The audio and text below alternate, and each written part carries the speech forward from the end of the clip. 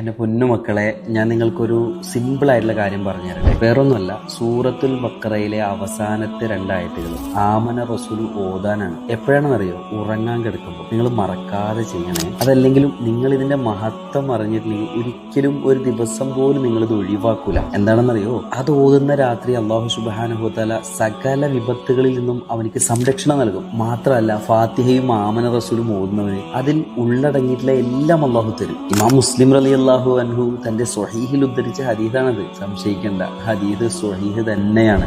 ആലോചിച്ച് നോക്കൂ നിങ്ങൾ. ഫാത്തിഹയിലും ആമന റസൂലിലും നമുക്ക് ആവശ്യമല്ലാത്ത വല്ല ദുആയുണ്ടോ? അതപ്പടി തരുമെന്നാണല്ലോ ഹബീബായ റസൂലുള്ളാഹി സ്വല്ലല്ലാഹു അലൈഹി വസല്ലം തങ്ങൾ നമ്മെ പഠിപ്പിക്കുന്നത്. ആമന റസൂൽ ഓതാൻ ഇനിയും മനസ്സ് വരുന്നില്ലെങ്കിൽ സ്വന്തം അവസ്ഥയോർത്ത് നിങ്ങൾ നിലവിളിക്കേണ്ടി വരും. കാരണം എന്താണെന്നറിയോ?